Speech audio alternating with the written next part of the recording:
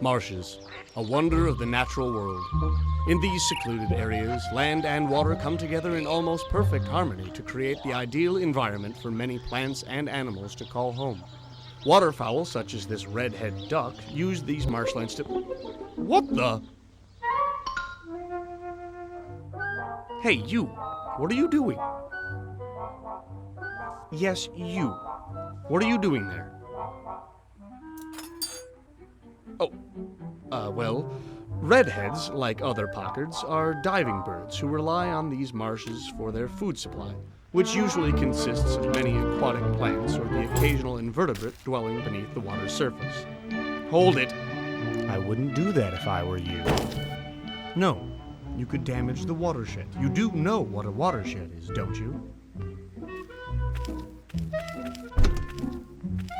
No. A watershed is an area of land that drains or channels water to lakes, streams, underground reservoirs, or even wetlands like marshes and swamps. Small contaminants can collectively travel with the water as it travels from streams to rivers and out into the Earth's oceans. That's better. Now you better hurry. The others are heading off without you. The redheads in flight are a wondrous spectacle. Like other migratory birds, these ducks work together to reach their destination. Flying in the familiar V formation is a wise and energy-efficient way to travel long distances. Whenever the lead duck becomes exhausted, he simply drops back, allowing another to take his place at the front. More than anything, however, the formation helps keep track of everyone in the flock and ensures that everyone reaches their destination safely.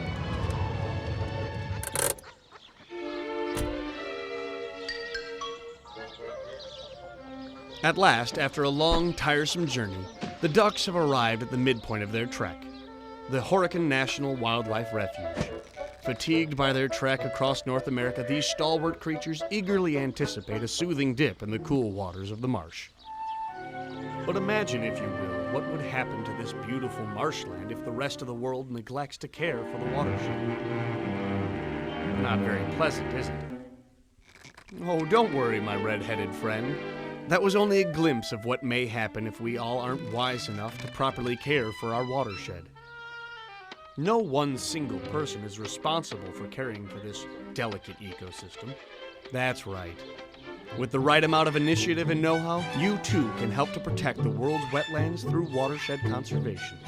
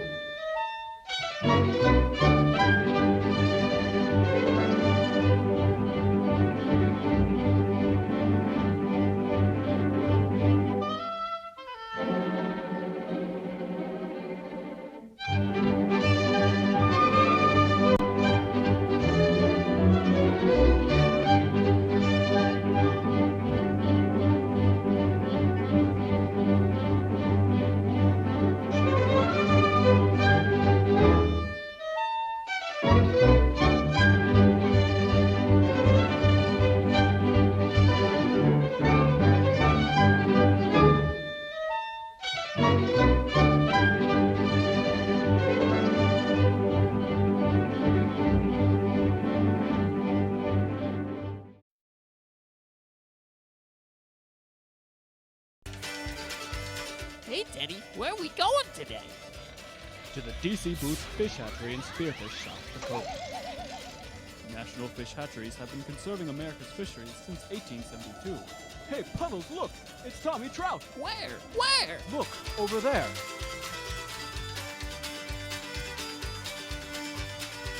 Hello, and welcome to the D.C. Booth Fish Hatchery. Hey, Tommy. So what can you do here? There's lots of things to do at this hatchery. You can feed fish, watch wildlife like turkeys, deer, and birds. Research the history of America's fisheries in our archives. visit the Yellowstone boat, fish cart, or you can enjoy walking around the beautiful grounds.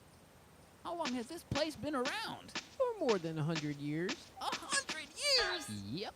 DC Booth Hatchery was started in 1896. It is one of the oldest fish hatcheries still in operation. The hatchery was built to help increase the trout population in the Black Hills of South Dakota and Wyoming. Still, we are caring for the trout in the Black Hills to serve, protect, preserve, research, and provide educational programs for the public. This is our volunteer, Roger. In the 1870s, the railroads of America were called upon to transport a new type of goods. The fish were transported from hatcheries throughout the country to improve sport and commercial fishing. Fish were carried in open milk cans stowed within the passenger car.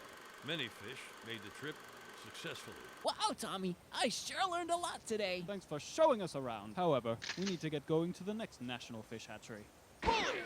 See you later, Tommy. You can check back at our website at www.fws.gov/DCBooth for updates.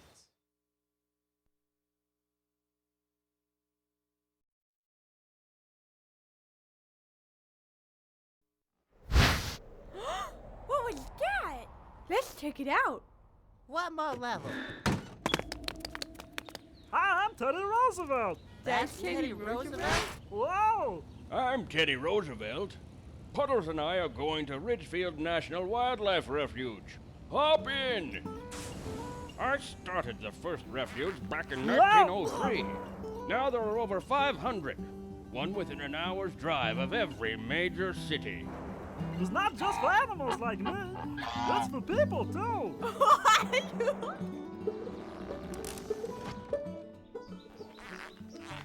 Whoa! Hey, Daryl! Welcome to Ridgefield Refuge. You live here?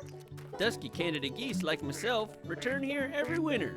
Other birds rest here during migration. And some animals call Ridgefield Refuge a permanent home. That sounds like a lot of work. Can we help? All you need to do is visit, which is easy since Ridgefield Refuge is so close. Let's check out that path.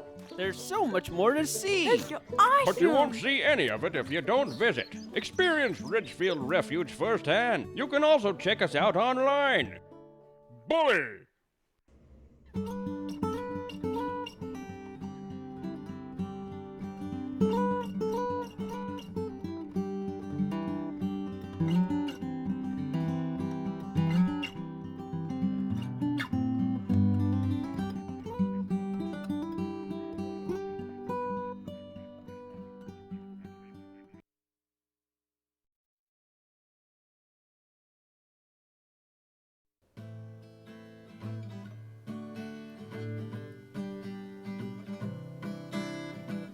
Have you heard of this thing called migration? It's what birds will do all across the nation.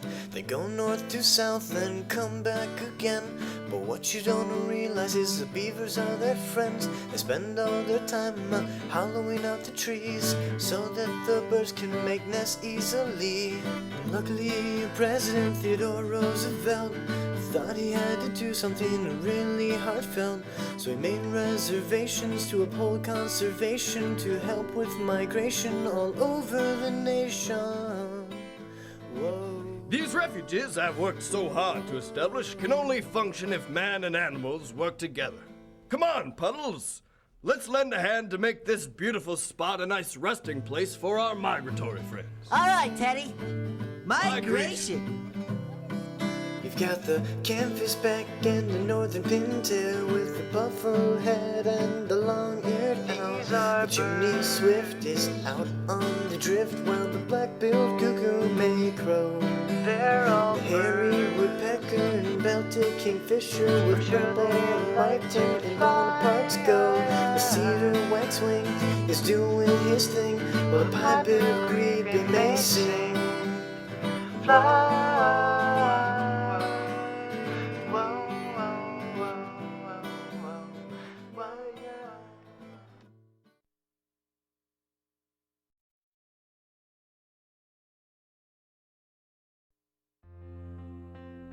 Look, Puddles, Kenai National Wildlife Refuge. Hey, there's our ranger.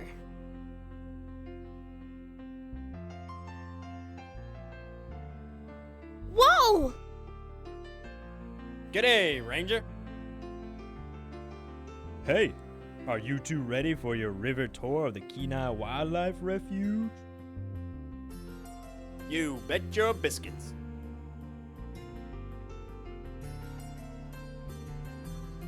Look at all those fish down there. Those salmon have been here a long time, along with the bear, wolves, and other wildlife.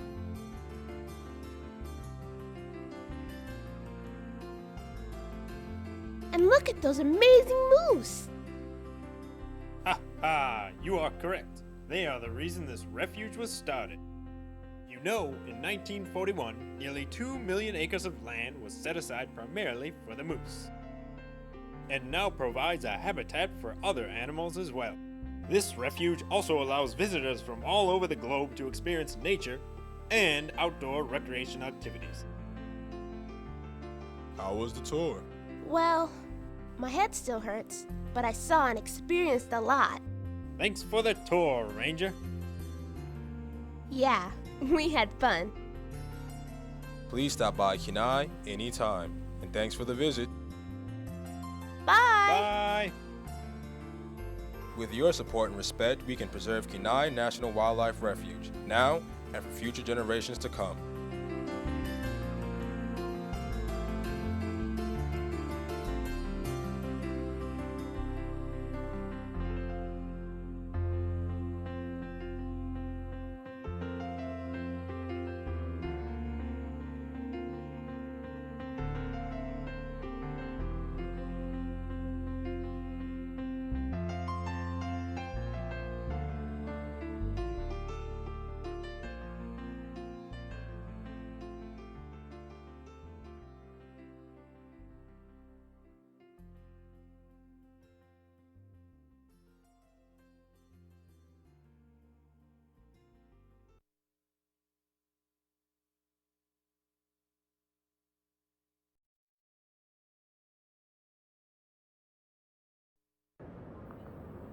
No, no, no, no!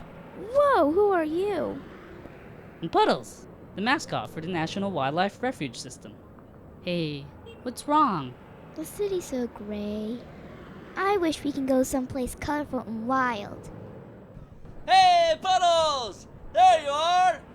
What are you doing? Hey, Teddy! We were wishing we could visit a wild place outside of the city. I know just the place, and it's close. Hop in. Where are we? It's so beautiful, open, and green. This is the Sacramento National Wildlife Refuge.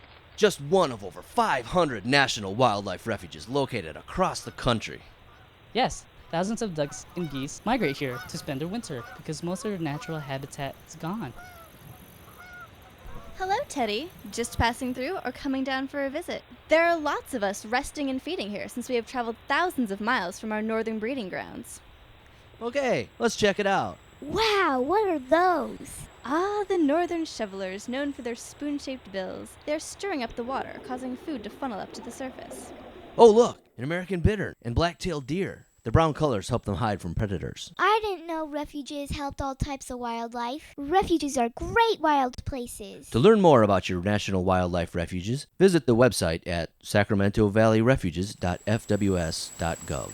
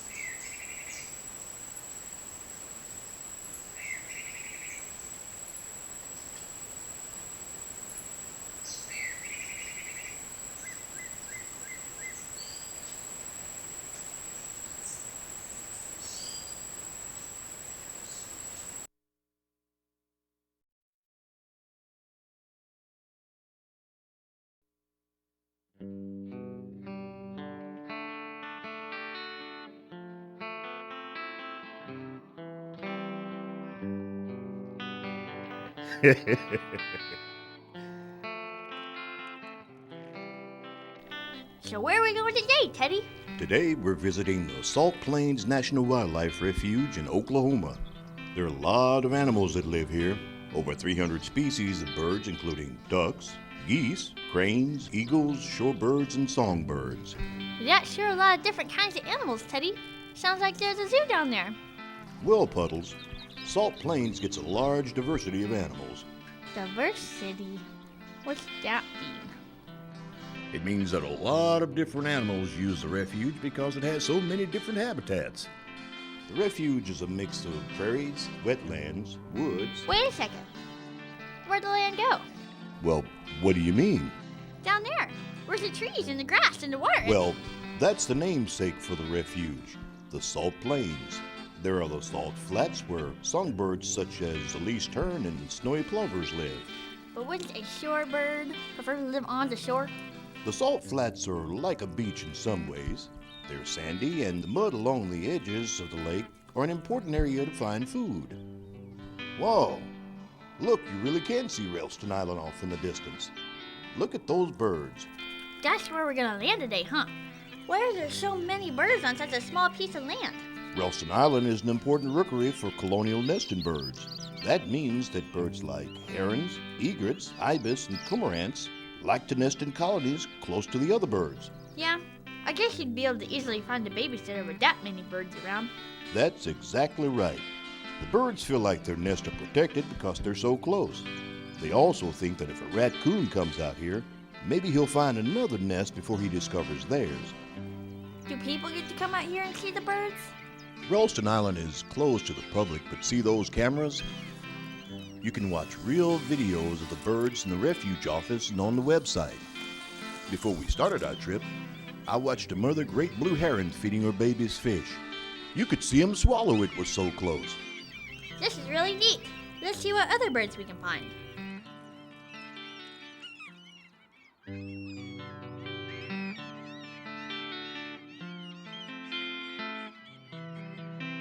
Teddy, can we visit another refuge? Absolutely. With over 500 other refuges in the National Wildlife Refuge System, we have plenty to explore.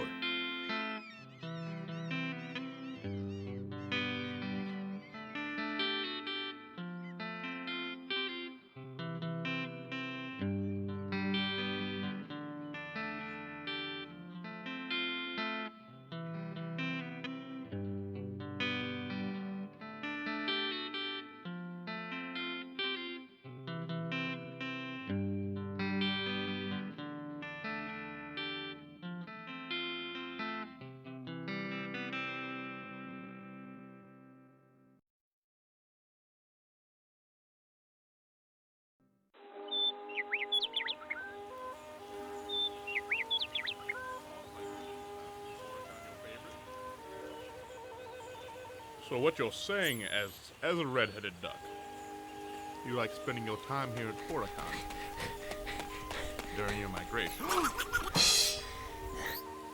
Hey guys! I got this super cool new documentary from Horicon. Follow me back to the lodge and I'll show ya. Teddy made this film a long time ago, but I added some pretty cool new stuff to it.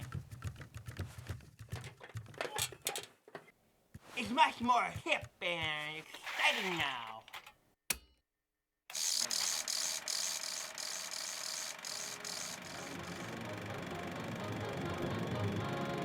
Hello, I'm Theodore Roosevelt, also known as your 26th president. I'm here to talk to you about wildlife refuges. Aha! Look at that handsome Good part, Teddy. Refuges, or forest reserves, are Places where animals like me can live without worry. much of our refuges are made up of watersheds. A watershed, for those who don't know, is an area of land that catches rain, snow, and drains into the marsh, stream, lake, or groundwater. Horicon, as you can see behind me, is the largest freshwater cattail marsh in these United States. Exactly, what's a marshland? They're all around here. Over 123 species of birds, white-tailed deers, river otters, green frogs, ducks, muskrats, egrets, dragonflies, and all other manner of animals call this marshland home. It's important we preserve these areas for the sake of our endangered species, as well as for America, which we proudly call our home.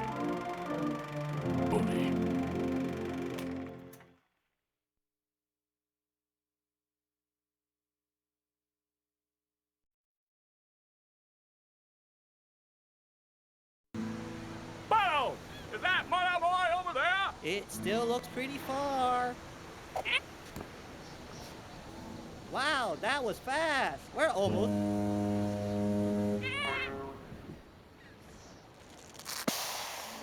Boy! That was quite a fall! Teddy, what's that?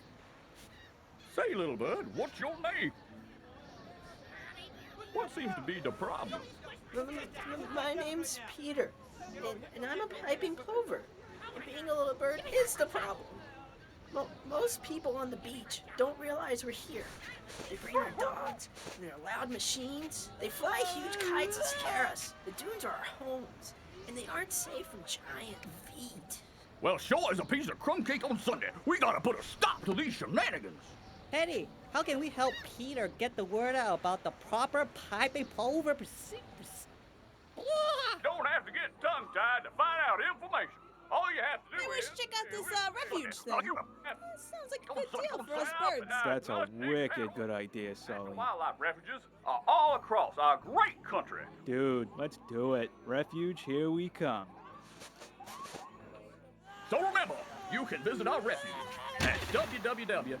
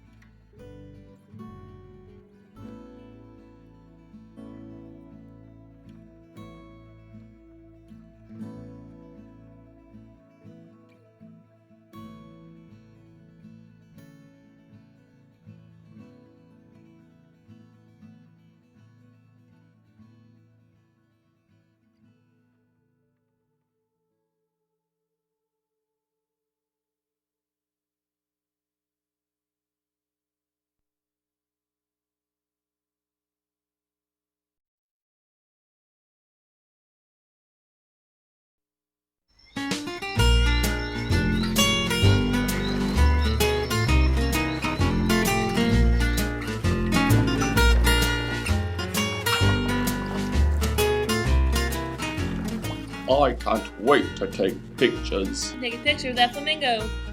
That's not a flamingo, that's a rosetta. You can tell by the long bill shaped like a spoon. Now I see. Where the river meets the ocean, the whole ocean begins.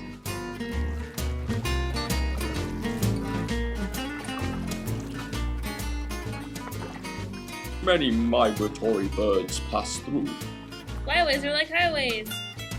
and many more, like the white pelican, the eastern indigo snake, the Florida manatee. I never knew there was so much here. All our wildlife refuges have so much to offer. Each day, the refuge helps protect our greatest national treasures. What a great day we had. Keep your distance.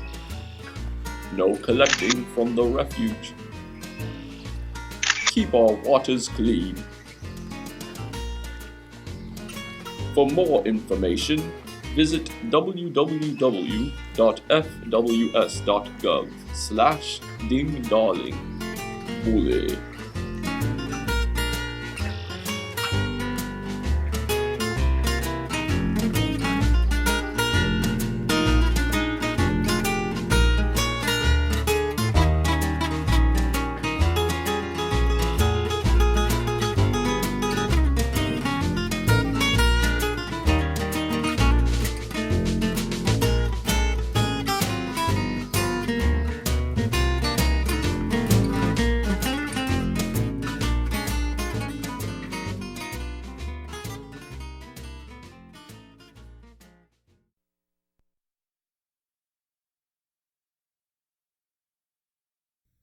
Future generations will come to know that America cares for wildlife.